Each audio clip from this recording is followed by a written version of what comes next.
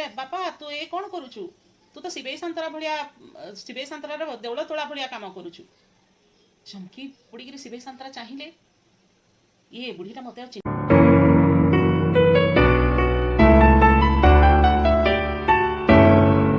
नमस्कार मो दृष्टि दिगंत चैनल को समस्त बहुत बहुत स्वागत जिते बड़े भालू को बाहर करने पायखाना भीतर बाहर करने मेस अंतेवासी भितर आलाप आलोचना चली से समय रे देवकांत कही किए जीव बिराड़ी बेकरे घंटी बांधापी या जिते समस्ते भावी से समय देवकांत कही कि गोपी जीव कारण से ठीक से समय से आलोचना करुवा समय ही माने गोपी सेठारे शोईथिबा अवस्था रे स्वप्न देखिछि जेमति कि से भालू ताको कुतुकुतु करूछि आउ से ताको भालू को छाड़ीबा पई कहूछि जदी न छाड़ीबो से मध्ये ताको कुतुकुतु करिबो बोली कहूछि आउ से स्वप्न देखिछि किंतु सतरे बिळिबिळी उठिछि आउ जोरे जोरे चित्कार करी छाड़िछि भालू छाड़म बोली चित्कार करिछि तबे एई समय रे समस्त ध्यान जाइछि को आडकु गोपी आडकु जाइछि तेणु देवकांत कहिछि गोपी जीव आउ चिंता करिवार किछि नाही गोपी जीव कोठी कि जीव ना सी पायखानार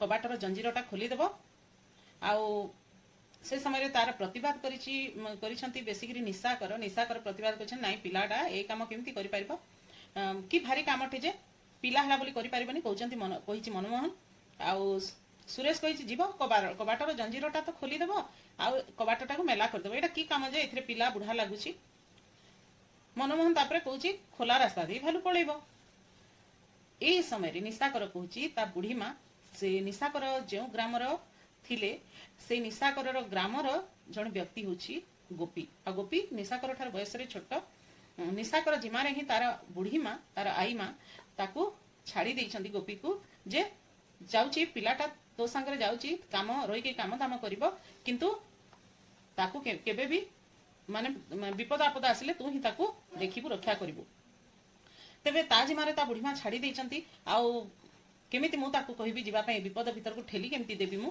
सुरेश कोची काम धाम करी पेट पोसिबा पई तो से कोन पई तो सांगरे कोन पई आसीची सुरेश तापरे कहूची निशाकर को तो सांगरे कोन पई से आसीची काम धाम करी पेट पोसिबा पई एटा भी तो गोटे काम भालू जो बखरा रे अछि जो पायखाना भीतर अछि सेई रूम रो कबाटटा खोलबा तार काम नहे कि सेटा भी गोटे काम आ ता छड़ा ये तो जांबवान वंशधर यही समय रे कैलाश कहूची जे एटा होची जांबवान एई भालू होची जांबवान वंशधर आमे माने पुराण रे रामायण रो कहानी अनुଯାयी जानिबा को पाइछु जे सुग्रीवर मंत्री थिले जांबवान आ जांबवान थिले भालू भलिया देखिबाकू तेणु भालू भलिया जे भी दिसबा माने एई भालू माने होचंती जांबवान वंशधर ता छड़ा ये तो जांबवान वंशधर ताकू मुक्ति देले यह काल पर काल सब काल रो मुक्ति मिलि जिवो निशाकर तापरे निशाकर कहूची आपण जाऊनांती जदि एते सहज काम पिलाटे भी पिला बुढ़ा एथरे किछि लागु नाही आउ अति साधारण कामटिए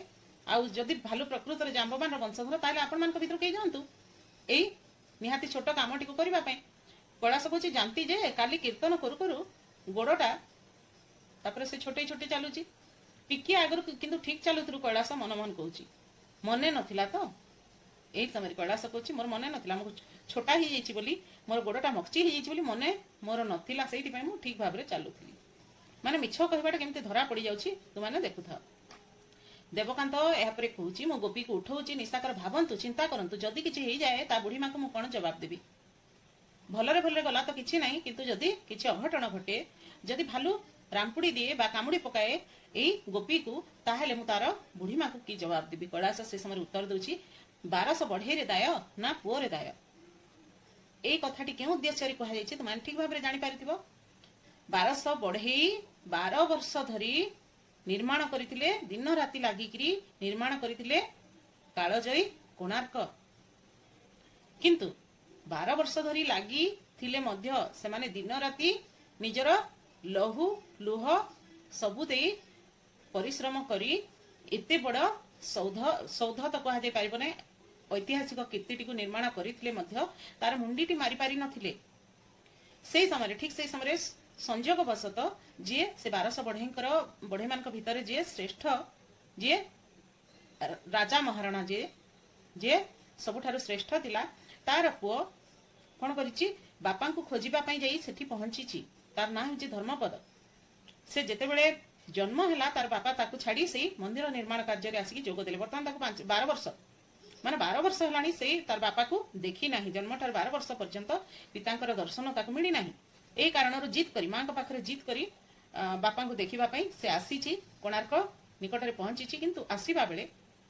बापा चिन्ह पारे बोली माँ बाड़ीर बरकोली किसी से धर्मपद को दे देइचंती आ से बरकोली जिते देखे विशु महाराणा को विशु महाराणा भल भाव चिन्ह पारि कि ये मोर पुओ बोली राति किंतु राजा आसिक देखी सबू बढ़ई मान सबू महाराणा मान कहते एते काम कर पार अथच तुम्हें यार मुंडी मारी पार ना तेबे आज गोटे राति भितर जदि यार मुंडी मरा न जाए ताहेले 1200 बढ़ईर मुंड काट हेब 1200 बढ़ई को फांसी मिल यही कथा शुणी बढ़ई मान मन मध्य भाड़ी पड़ जाए माने आशंकित अवस्था समस्ते चिंता करुछंती परस्पर भितर आलोचना करुछंती केवल गोटे राति आमे एते चेष्टा कले एहर मुंडी मारी पारले नै एबे कोन हेबो सकाळू सब बढ़ई माने माने आमे मृत्युवरण करबे हमर परिवार सब भासी जिवे परिवार लोक माने भासी जिवे ए विभिन्न चिंता करुछंती समस्ते एई समय रे एई कथाटी सुनी देछि धर्मपद से काहा को किछि न कहि जाई से माने कोन श्रेष्ठ महाराणार पो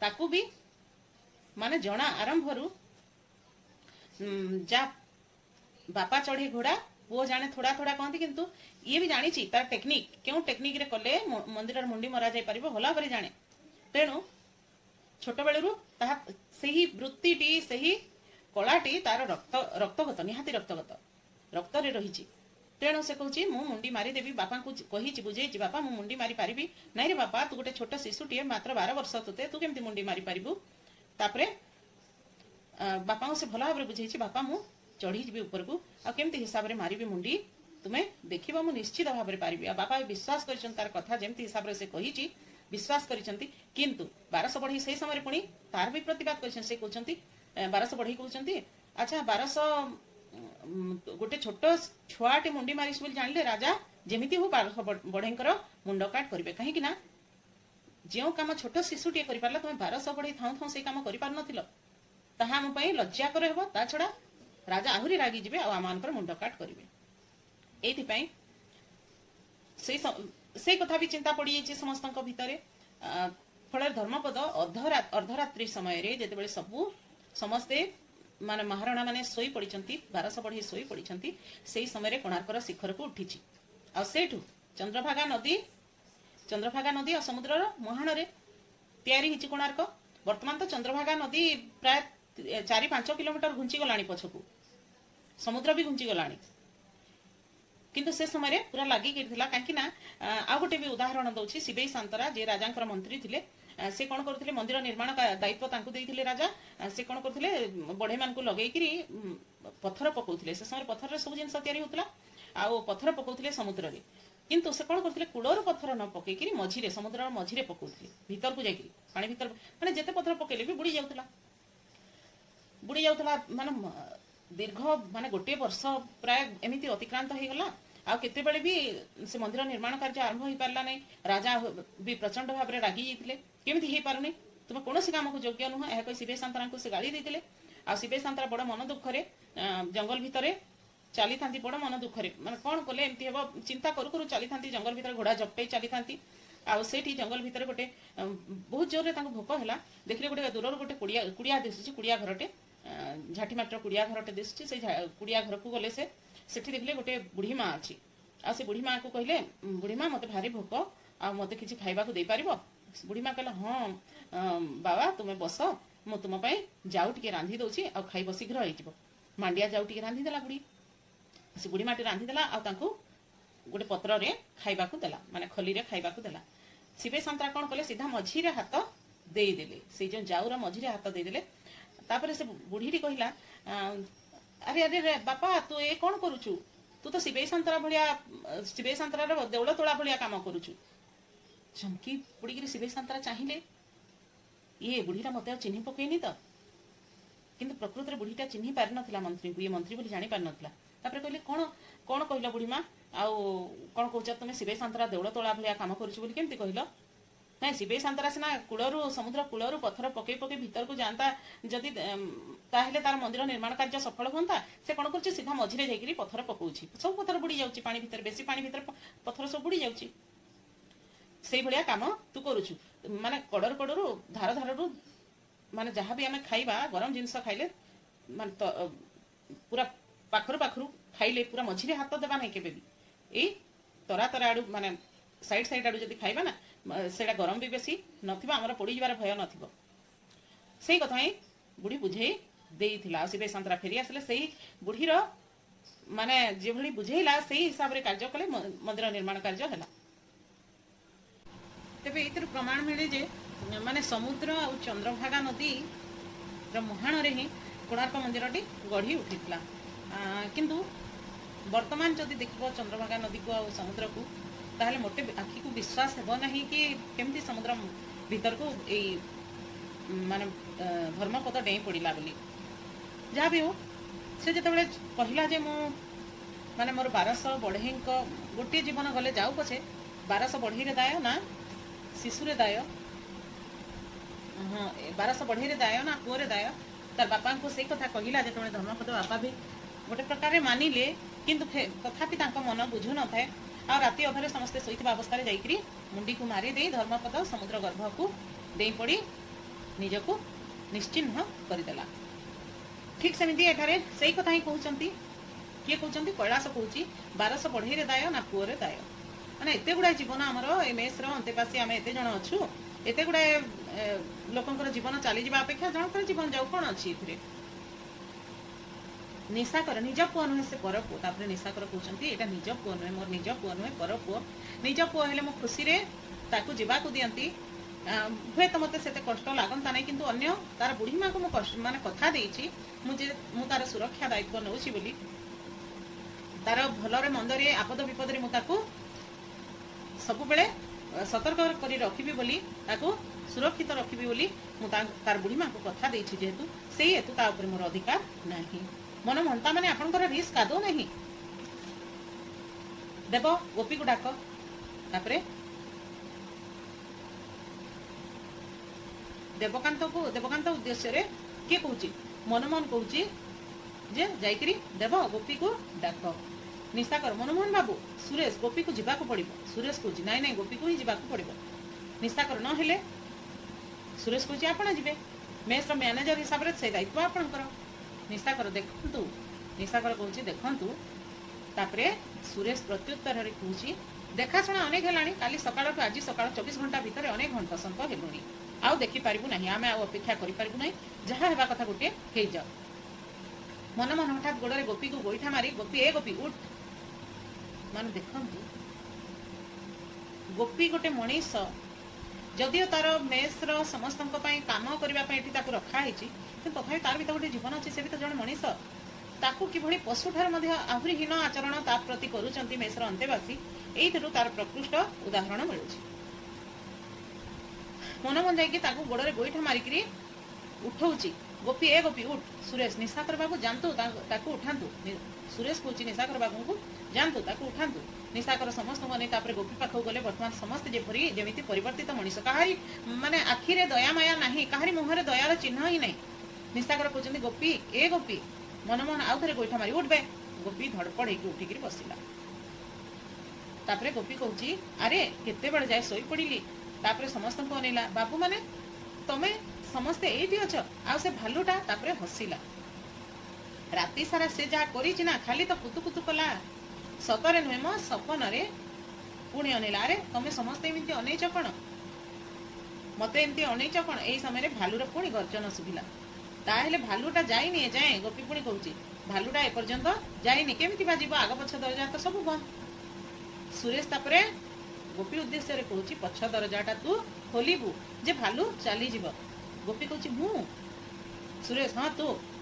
ବାବୁ ନାଇଁ ମୁଁ ପାରିବିନି, ଭାଲୁଟା ରାଗି ଯାଇଥିବ, ଦରଜା ଖୋଲିବା କ୍ଷଣି ମୋ ଉପରକୁ ଝାମ୍ପି ପଡ଼ିବ। ଏହାପରେ ମନମୋହନ କ'ଣ ଉତ୍ତର ଦେଇଛି ଦେଖ। ମନମୋହନ କହୁଛି ତୋ କଥା କିଛି ଶୁଣାଯିବନି, ତୋତେ ଯିବାକୁ ହେବ। ନାଇଁ ବାବୁ କ'ଣ ବେ? ନାଇଁ ବାବୁ କ'ଣ? ଚାକର ବାକର ଲୋକ ହୋଇ ମୁହଁ ଉପରେ ଜବାବ ଦଉଛୁ, ଯା। ମାନେ ଚାକର ହେଲା ବୋଲି ସେ ମଣିଷ ନୁହେଁ, तार जीवन नाही, तार जीवन मूल्यहीन। सेई कथा ही कहबाकू जाई देवकांत कहूची चाकर बाकर लोक तू पुणी मो ऊपर जवाब दउछु जा। गोपी बाबू बाबू मते तुम समस्ते मिसी मरण मुह को कहीं ठेली दउछ, समस्ते जाक मिसिक मते मृत्यु मुख कहीं ठेली दउछ, माने मृत्यु अच्छी जोठारे जानिछ सेई आड़ तू कोन पई मते ठेलुछ जीवा पई बाध्य करूछ। कैलाश तापरे कहूची मुक्ति पाई जिबुरे गोपी, स्वयं जाम्बवान को मुक्त करिबु बोली तोते ऊपर आशीर्वाद मिलबो। स्वयं जाम्बवान को टिके आगरु से कहूची जे भालो जाम्बवान रो वंशधर बोली, तण से कहूची जे जाम्बवान को मुक्त करिबु बोली, स्वयं जाम्बवान को मुक्त करिबु बोली तोते ऊपर आशीर्वाद मिलिबो, तेणु तोर किछि असुविधा हेबो नै, तू मुक्ति पाई जिबुरे। गोपी यहाँ पर निशाकर बाबू को कहूची निशाकर बाबू तुम्हें मना कर, सेमाने सिना केही नहंती, तमे तो आम गाँ लोक, केते नेफुरा होची देख, तमे तो आम गाँ लोक, मोर किछि हेई गले मोर बुढ़ी मां को तमे कोन कहिबो। सुरेश ता बेक धरी आबे जाउछ ना देखिबु, मनमोहन मारी मारी तो पिठलु छाल उतारी देबी जदि न जीबु जा।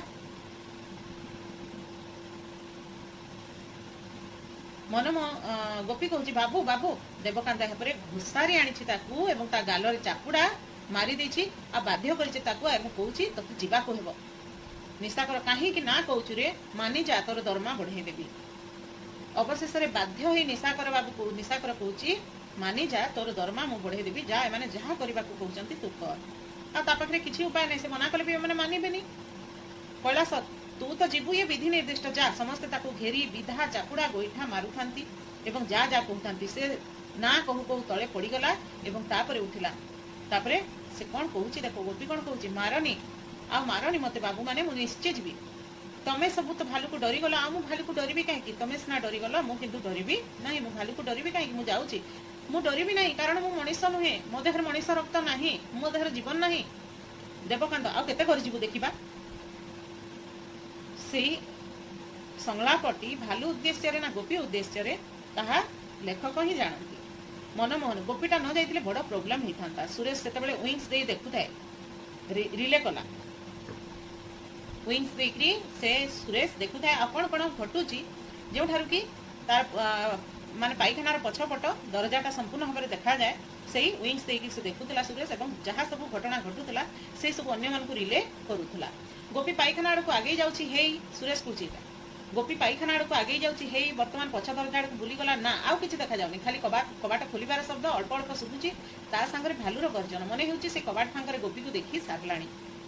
हेई कबाट मेला हबार शब्द हला, ओ ये कोन एते बड़ कळा भालुटा, इस एकाडिया के इस गोपी गोपीर कौन है निशा करवा कहते आलुओ तापर लिभि जाइए टिके पर सांगे सांगे आलुओ जली। गोपी हाथ में गोटे थली धरी आखिर लुह पोछि पोछि आसी पछरे आसुचंती निशाकर। निशाकर कहते गोपी गोपी रे, गोपी हठात घूरी पड़ा कौन कहूच, निशाकर कुआड़े जाऊँ, गोपी कहूँ घर को जाऊँ, अरे तो बुढ़ी माँ परा तोते मो पाखरे छाड़ी जाइथिला, निशाकर कहूँ। गोपी कहूँ हेले छाड़ी जाइथिला, हेले से तो जानी नथिला विपद रु मुकुलिबा लागि दरकार पड़िले जहा को नहीं ताको मझी दरिया को तुम ठेली दे पार। गोपी निशाकर कहूँ गोपी तारे गोपी कहूँ भालू सिना दया करी छाड़ी देला, हेले मु जानिली तम मानक मन मध्य दया माया किछि नाही। प्रकृत रे तमे कालिदासंकर सेई ससेमिरा गल्पटी हुए तो जानी थिबो, जदि से गल्पटी सुनिबा को चाहूच तेबे एटा को आमे मु आ गोटे भागरे आ गोटे भाग पई रखी देबी। परवर्ती भागरे आमे से ससेमिरा गल्प विषय आलोचना करबा। कालिदास लिखिचंती से ससेमिरा गल्पटी, से गल्परे किभଳି मनीषर विश्वासघातकता रही जहा कि वर्तमान जुगरे सबु बेले देखा जाउछि, नित्य नियमित देखा जाउछि। तेरे से ससेमिरा गल्प बाबद कहबी, यार अवशिष्टांश परवर्ती भिडियो रे आमे आलोचना करबा। आज भिडियोटी को आमे एठी रखिया, बहुत कम अछि, आज भी सरी जाइथांता किंतु से गल्पटी आसिक मझिरे बाधा देला। हम जानि छि तुमाने सुनिबा पे बहुत इंटरेस्टेड, तबे परवर्ती भिडियो रे तार आलोचना आमे करबा। आ भिडियोटी केमति लागला निश्चित भाव में कमेंट बॉक्स रे लिखि जणैबो, भलो लागुथिले लाइक टे करबो, जदि किछि अबुझा रहि जाउतबो किछि प्रॉब्लम रहि जाउतबो कमेंट बॉक्स रे लिखि जणैले मु ता दूर करबा पे चेष्टा करबी। होय त परवर्ती भिडियो रे हो किबा तुमरो आंसर रे हो, कमेंट रो आंसर रे हो, रिप्लाई रे हो, मु देबा पे चेष्टा करबी। मोर चैनल जदि तुम नुआ थिबो ताहले सब्सक्राइब पे अंत करदेबो। सब्सक्राइब कला परे पाखरे था बेल आइकन ऑल को जदि दबे देबो, मोर नुआ नुआ भिडियो मु जत्ते छाडुथिबी अपलोड करूथिबी सब तुम निकट रे आगरू पहुंची जीव। ମାନେ ଛାଡ଼ିବା ସାଙ୍ଗେ ସାଙ୍ଗେ ପହଞ୍ଚି ଯିବ। ରହୁଛି ପରବର୍ତ୍ତୀ ଭିଡ଼ିଓରେ ଏହାର ଅବଶିଷ୍ଟାଂଶ ଆମେ ପୁଣି ଆଲୋଚନା କରିବା।